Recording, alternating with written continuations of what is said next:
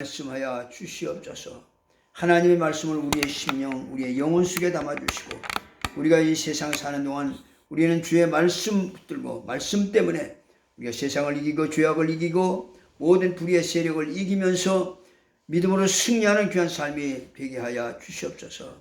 이 시간도 종의 입술을 기름 부어 말씀의 도구로 사용하여 주시고, 성령이 말하게 하심을 따라 하나님의 말씀을 증거함으로 전하는 종이나 말씀을 삼아하는 모두가 큰 은혜의 시간, 복된 시간이 되게 하여 주시옵소서.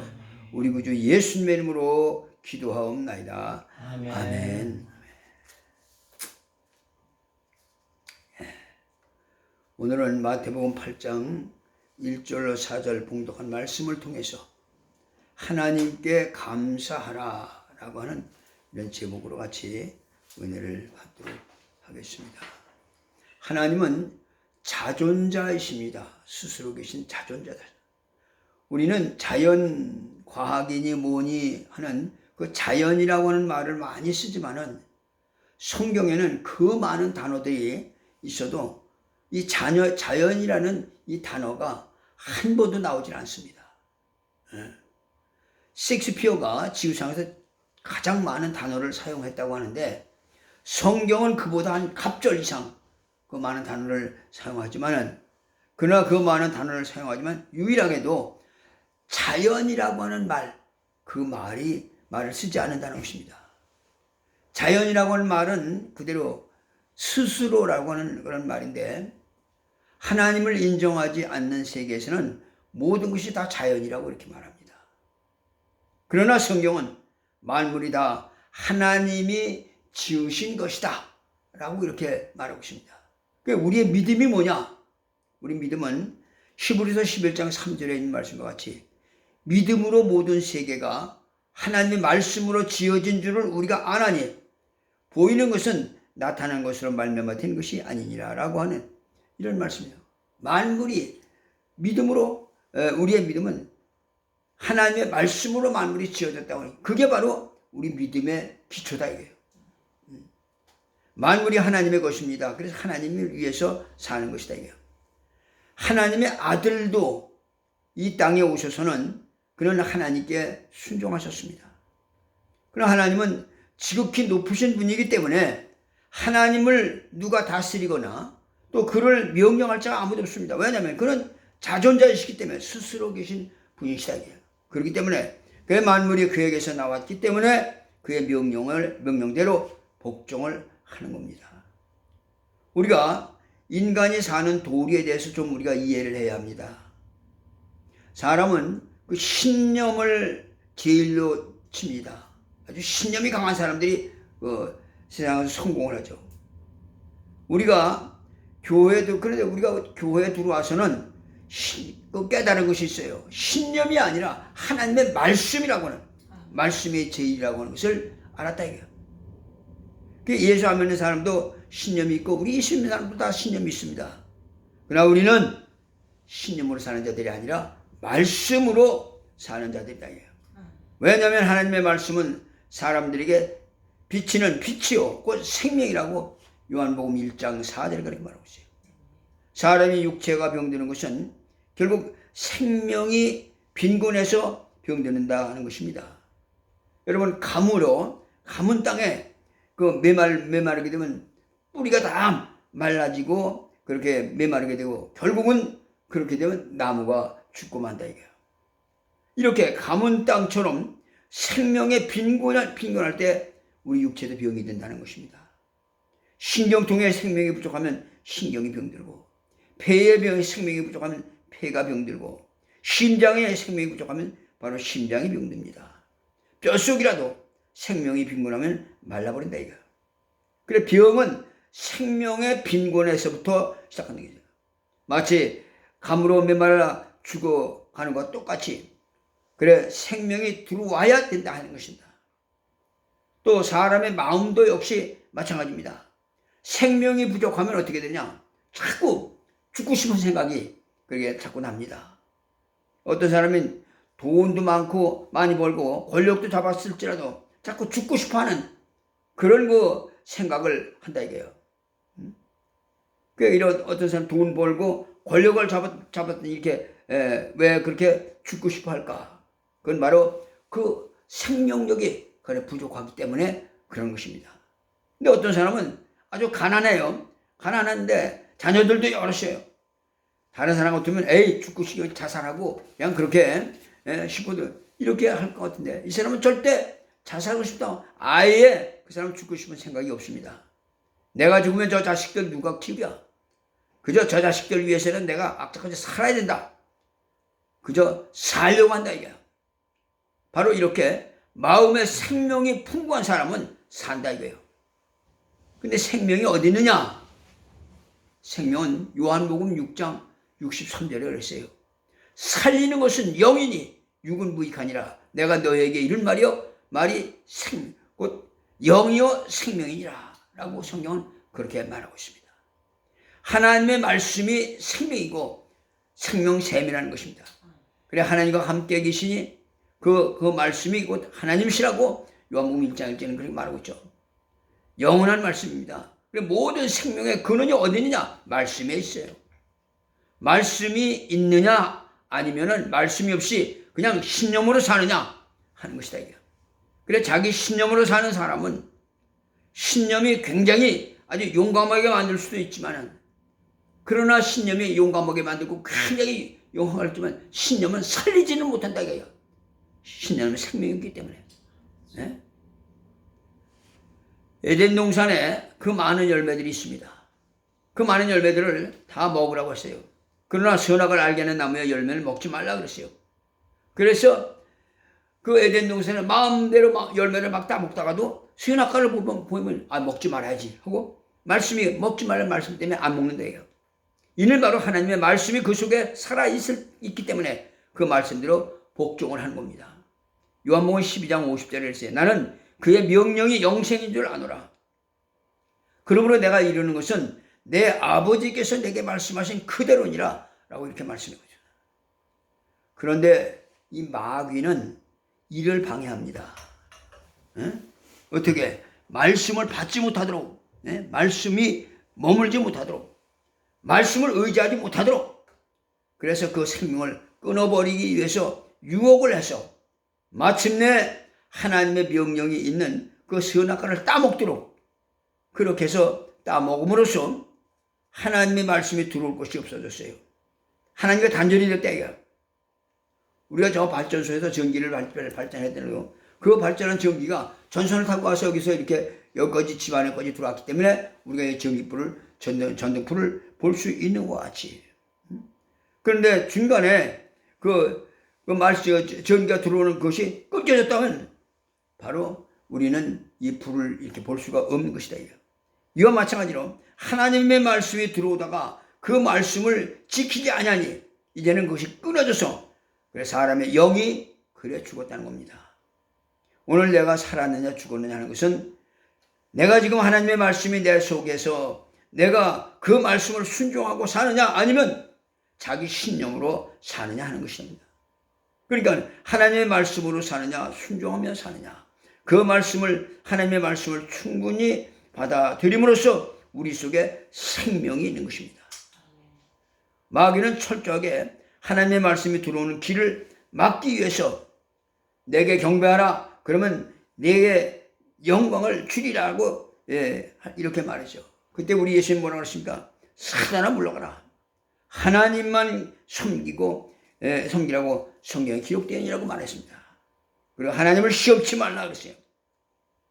이스라엘 백성이 그 애굽에서 출애굽해서 광야에서 몇 번이나 그 집단적인 그런 망함을 당하세요. 그런 일을 당했느냐? 꼭 집단적으로 망한 것이 10번입니다. 성경에 10번 나옵니다. 그래서 막 몇천 명, 몇만 명이 집단적으로 저주를 받고 이렇게 했던 일이 있는데 그게 꼭 10번이래요. 하나님을 시험치 말라고 성경은 기록되는 일이라고 했어요. 사람이 떡으로만 살 것이 아니라 하나님의 입으로 나오는 말씀으로 살 것이니라. 이렇게 하나님의 말씀을 받아서 그 말씀이 내게 생명을 주는 것이다. 어느 날 하나님께서 모세에게 나타나셨어요.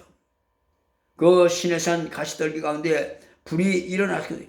모세가 가까이 접근을 하려고 할 때 하나님께서는 모세야 네 발의 신을 벗어라. 내가 선 곳은 거룩한 곳이니라. 그리고 이렇게 하나님 말씀하셨습니다. 내가 너를 내 백성에게 보내고 또 바로에게도 내가 보내리니 너는 그 바로에게 가서 말하라. 내 백성을 보내라고 저들이 광야에서 하나님을 섬기리라 하라. 그리고 다시 말해라. 저들이 광야에 가서 하나님의 희생을 드릴 것이다. 그래 내 백성을 보내라. 저들이 광야에 가서 하나님의 절기를 지킬 것이니라. 라고 이렇게 하라고 했어요. 이스라엘을 끌고 나오실 때도 너희는 광야에 가서 하나님을 섬길 것이다 그랬습니다. 하나님의 명령을 순종하는 일이 하나님을 섬기는 일입니다. 하나님의 명령대로 행동하는 것이고 희생을 드리는 것이고 하나님의 명령을 오랫동안 지속적으로 간직하는 것하고 이를 기념하는 것이 절기를 지키는 것이다. 그래 이스라엘 백성을 광야로 이끌어내서 이를 광야에서 이제 구약에서는 그 광야 교회라고 하는 것이다. 우리가 하나님을 섬기는 일이 곧 내 영혼의 생명이 있다는 것을 인정하는 것입니다. 하나님을 섬기는 일, 하나님에게 희생을 드리는 일, 또는 하나님의 절기를 지키는 일, 이런 일이다. 섬기는 일은 당연히 하나님을 순종하는 일이고 희생을 드리는 일은 당연히 복종을 하는 것이다. 그런데 사람들이 자기 심령으로 내가 하나님을 기쁘시게 한다고 해서 때로는 감정이 있죠. 아주 때로는 욱해가지고서 하나님을 더 잘 섬기려고 합니다. 그러나 좀 그 신앙이 평균적으로 꾸준히 이렇게 하지 아니하고 어느 때는 또 시험 들었다가 어느 때는 또 자기 마음대로 기분이 좋으면 뭐 11조들 뭐 착실하게 하고 뭐 어느 때는 막 띠먹기도 하고 자기 마음대로 막 이렇게 한다 이거예요. 이스라엘의 초대왕 사울왕이라고 있어요. 이 사울왕은 베냐민 지파 사람입니다. 그래 많은 사람들로 하여금 존경을 받았어요. 사울이 전쟁터에 나갈 때 하나님은 내가 네 대적을 내 손에 붙이리라 약속을 해주셨습니다. 그때 사울이 너무 고마워서 하나님께 감사했죠.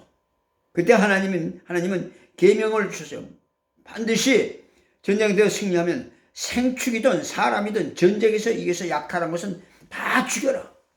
너희 진중에 그것들을 그냥 놔두지 말고 다 죽이라고 이렇게 명령을 하셨다. 그래 전쟁에 나가는데 어떻게 그냥 그렇게 수월하게 전쟁을 치렀던지 너무 감사해서 그래 약탈하고 소와 양 가운데 다른 것은 다 죽이고 살지고 좋은 것들만 별도로 구별을 해서 놔뒀다. 그래 이 사무엘이 전쟁에서 승리한 이 소식을 듣고서 지금 진중에 들어왔다가 그 짐승의 우는 소리, 소의 울음소리에 깜짝 놀랐어요. 묻습니다. 왕이시오. 아니 왜 진중에서 이 소 울음소리, 양의 울음소리가 왜 웬소리입니까? 하니까 하나님이 내 손에 적을 붙여주셨기 때문에 내가 적을 그렇게 물리치고 그걸 너무 감사해서 하나님께 감사의 예물을 드리려고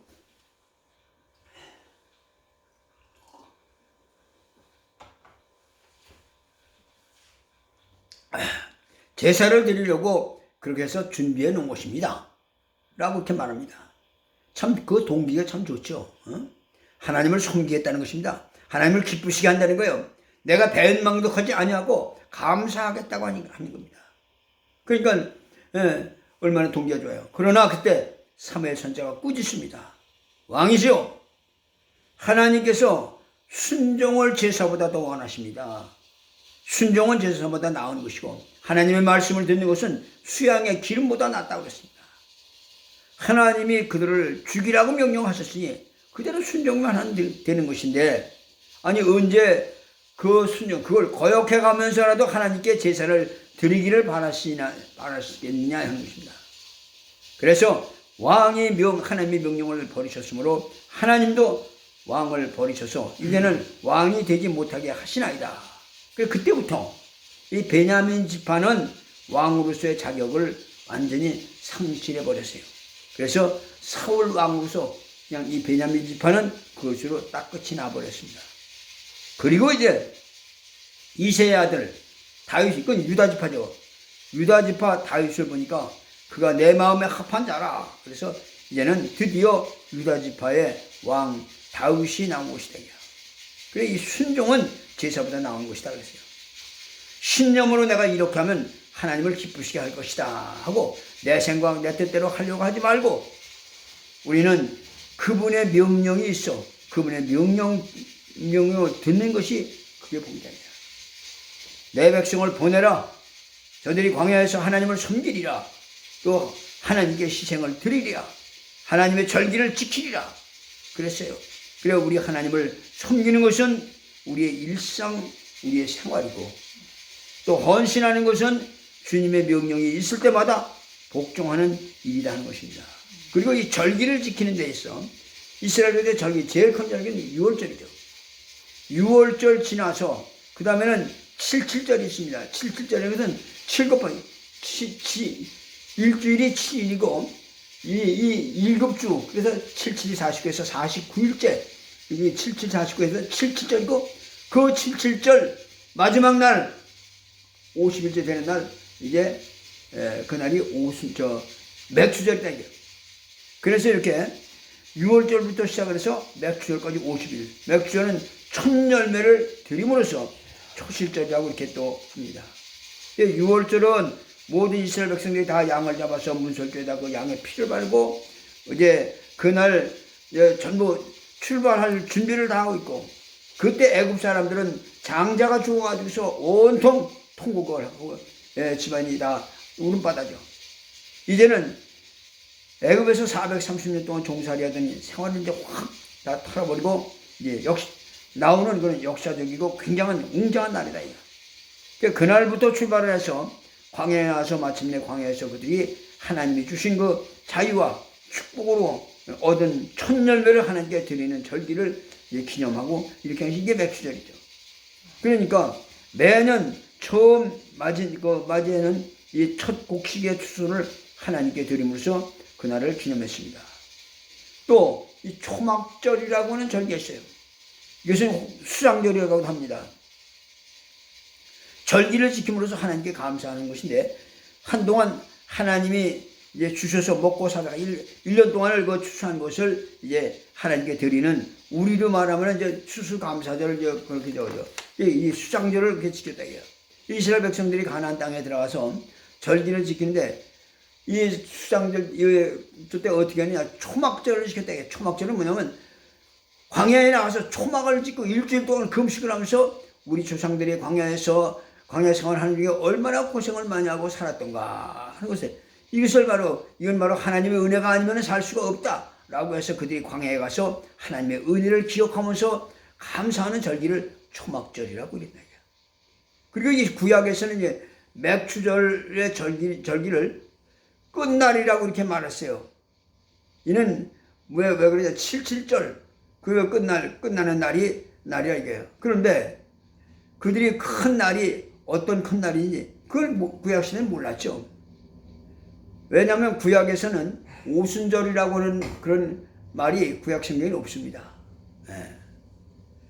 근데 신약에 와서 사도행전에 딱 2장부터 오순절이 이제 등장하기 시작을 해요.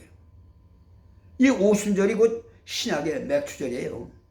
그래서 이 6월절부터 시작을 해서 오순절까지 50일인데 바로 그 예수께서 그날이 큰 날이라고 그랬어요.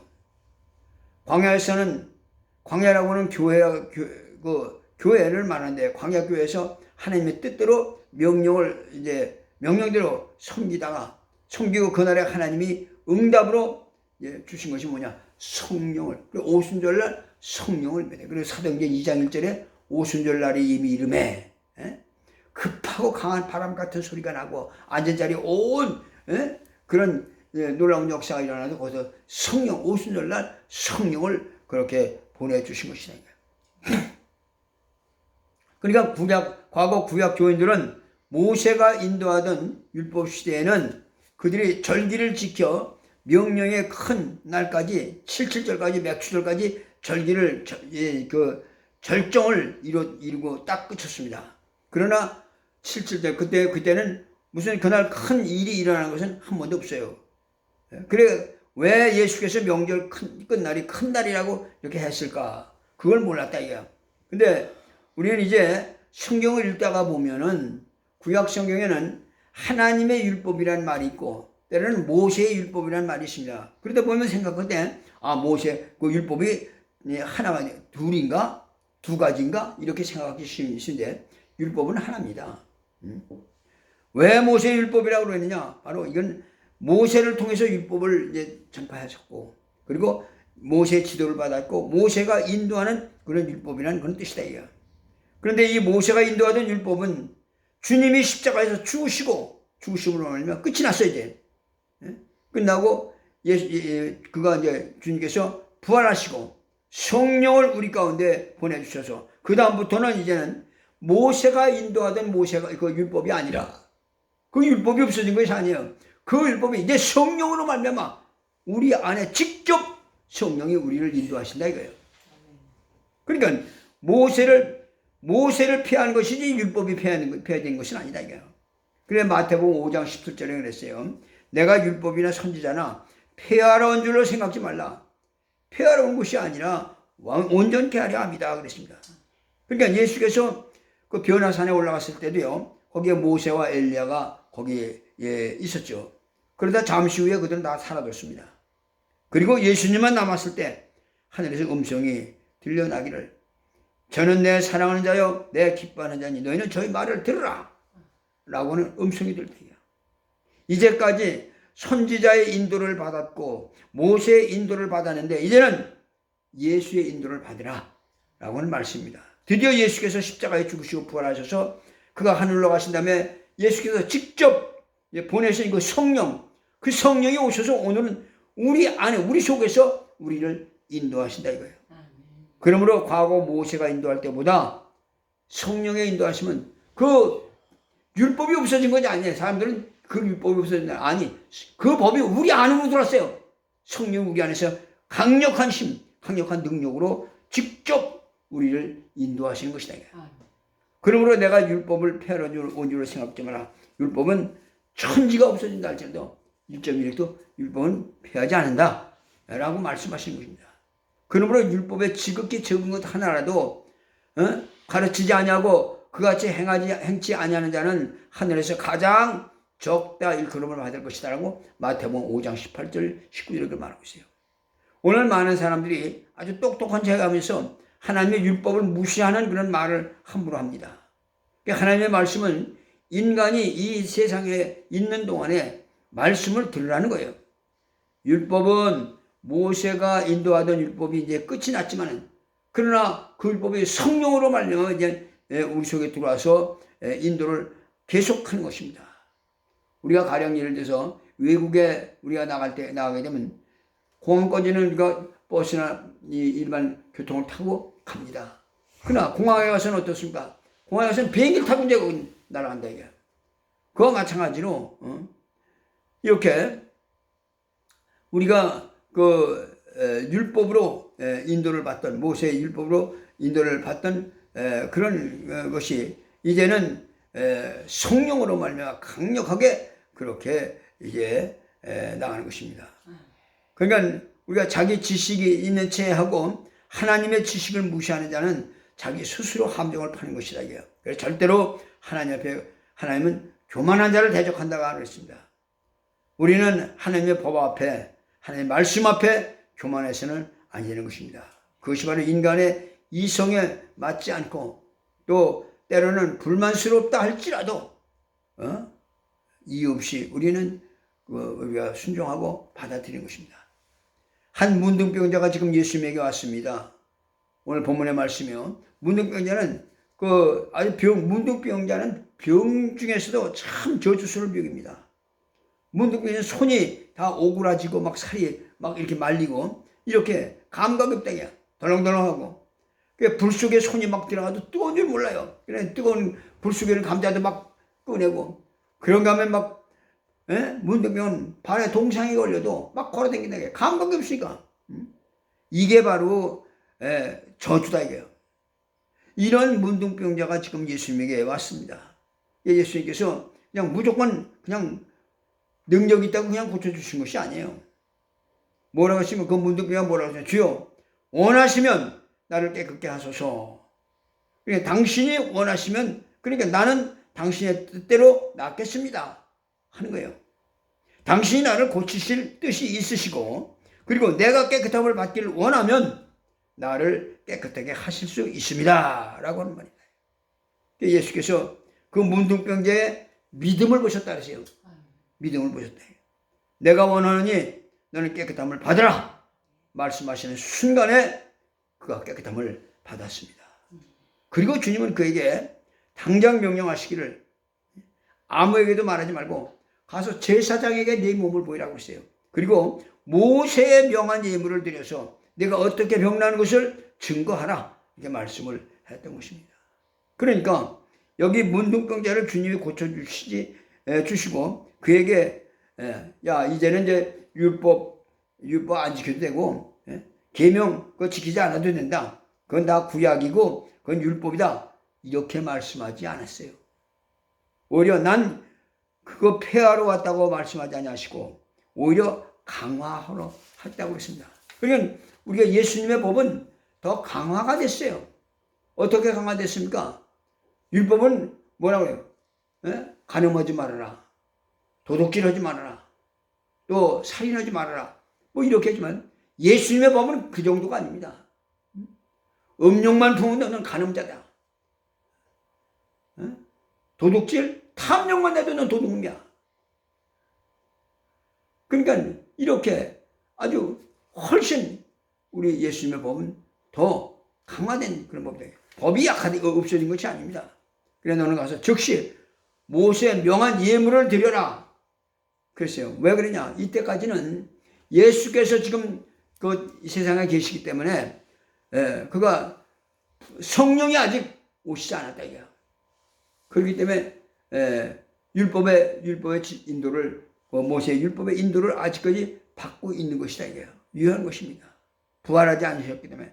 그러나 부활하시고 이제 성령이 보내 주셔서 성령이 오신다부터는 이제 그 모세의 법대로 따르는 것이 아니라 성령의 법대로 따른다 이거야. 그러니까 너는 모세가 인도하는 대로 그 율법을 따라서 예물을 드려라 라고 이렇게 말씀했습니다. 이제 성령이 오신 다음부터는 이제는 모세는 사라지고 이제는 성령이 인도하시면 주 예수께서 직접 이제 인도하시는 것이다 이게. 그가 하늘로 가셔서 성령을 보내서 성령의 모든 성도들 속에 직접 인도하시는 거예요. 그래서 우리는 모세의 인도함을 받아 그 율법대로 행동하는 것이 아니라 성령의 인도하신 대로 그 율법을 쫓아가는 것이다 이게. 그래서 이를 예수의 율법이라고 말합니다. 그러니까 맥주절이 신약에 와서는 오순절이 있고 모세와 성령이 교환되는 바로 그런 날이다 이게. 이제까지는 모세의 인도를 받았지만 이제는 성령의 인도를 받는 날이 바로 그거예요. 그래서 이것을 예표해놔서 오순절날이 큰 날이다 이렇게 말하는 것입니다. 이스라엘 백성을 하나님께서 광야로 나오게 하신 것은 광야는 이스라엘 백성이 나온 구약 교회라고 성경은 말하고 있어요. 이 절기는 하나님이 우리에게 역사하신 것을 기념하고 감사하는 일인데 이제는 성령이 오셔서 성령의 인도하시는 것이다. 우리 속에 그래서 우리는 우리 속에 모세가 있느냐 아니면 성령이 계시냐. 이스라엘 백성들 이스라엘 사람들이 가망이 없다고 하는 것은 뭐냐면 그들은 성령이 계시지 않냐고 여전히 요새가 여전히 있기 때문에 가망이 없다는 거예요. 그래 아직도 그들은 메시아를 삼하고 기다리고 있어요. 네? 내가 떠나간 주 예수께서 말씀해 내가 떠나간 것이 너에게 유익이라. 가면 보혜사를 너에게 보내리니 그가 오시면 너희 안에서 너희를 인도하시리라 라고 이렇게 말씀해요. 우리 모두는 그래서 우리가 성령의 인도하심으로 하나님의 말씀을 순종하며 그의 은혜를 감사함으로 우리의 생애가 감사하는 이런 삶이 될 수 있기를 주님의 이름으로 축원합니다. 기도하겠습니다. 살아계신 우리 아버지 하나님의 크신 은혜와 사랑을 감사합니다. 하나님 아버지여 참으로 하나님께서 율법을 주셔서 모세를 통해서 하나님 아버지여 율법으로 인도하던 하나님 아버지 참으로 그 말씀이 이제는 하나님 아버지 성령으로 말미암아 아버지 하나님 우리 안에서 강력하게 하나님 역사하고 인도하심을 감사하며 하나님 아버지 우리가 이 땅에 사는 동안 우리는 하나님의 말씀을 의지하고 성령으로 말미암아 정말로 하나님 아버지 그 말씀을 순종함으로 날마다 하나님의 은혜 가운데 승리하는 귀한 삶이 되게 하여 주시옵소서. 아멘.